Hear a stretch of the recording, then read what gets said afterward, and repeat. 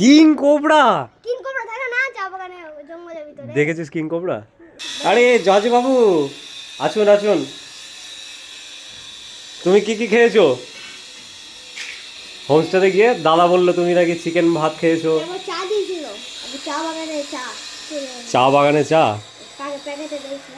আচ্ছা, তুমি কটা ডিম খেয়েছো জস? কটা ডিম খেয়েছো? একটাই?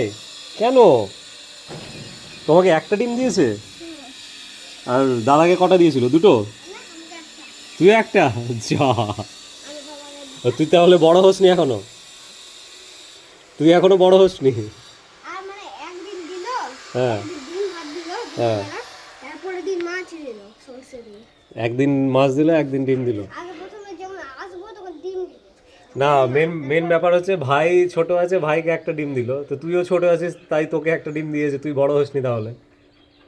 হ্যাঁ, দাদা বড় হয়নি এখনো না যশ? দাদা এখনো বড় হয়নি তো?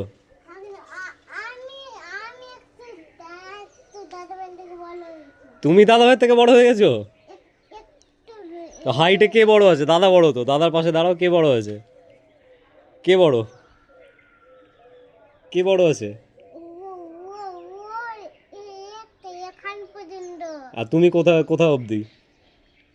কোন পর্যন্ত? এই পর্যন্ত? তো কে বড় হলো, তুমি না দাদা? দাদাভাই তাহলে তুমি যে বললে দাদার থেকে তুমি বড় হয়ে গেছো। আগে না দাদাকে চিকেন কপিস দিয়েছিল, তোমাকে কপিস দিয়েছিল?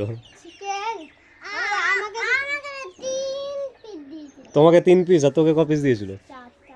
তোকে 4 পিস? না না ওকে পুরো এক পিস আমাকে তিন না এক পিস দেয়নি। কে? তুমি মিথ্যা কথা বলছো না দাদা বলছে?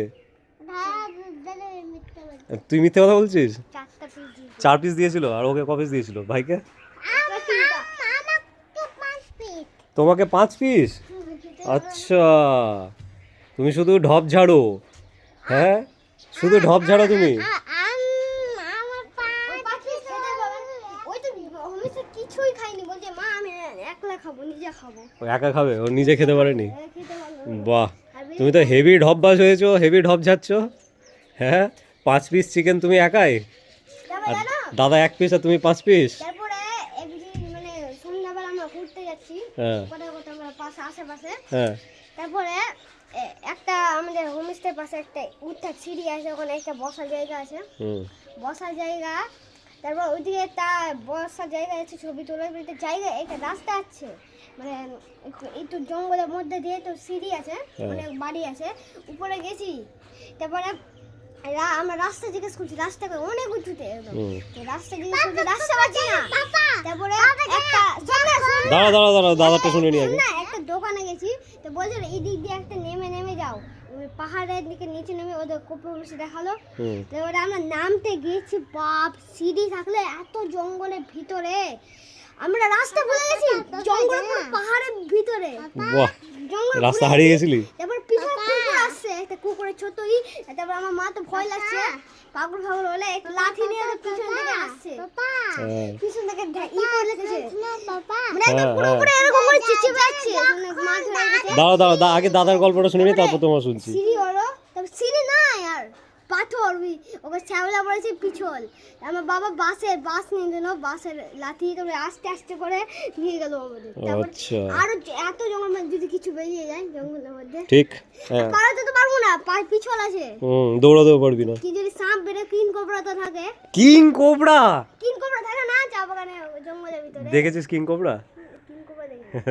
তারপর যেতে যেতে আমরা কোথায় থেকে চলে আসলাম, একটা বাড়ি আসলাম।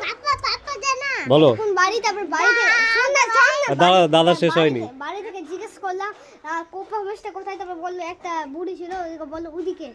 আরেকটা বাড়িতে ঢুকলাম, আরেকটা বাড়ি ছিল কোপা হোমস্টে পাশেই, তো আমরা বেরালাম, তো কোপা হোমস্টে চলে গেলাম। বাহ, আর এবার তুমি বলো, দাদার হয়ে গেছে। যখন মা খেতে যাচ্ছে না, তারপর লাগতে ধাপাত করে পড়ে গেছে। ধাপাচ করে পড়ে গেছে? একটা নুন দিয়েছে, হ্যাঁ, বাবা পাতা থেকে অনেক দূর যাবে। আমি অন্যগুলো পা ভিজাচ্ছে। পা ভিজাচ্ছে। যোগীঘাট ব্রিজ। যোগীঘাট ব্রিজ। তারপরে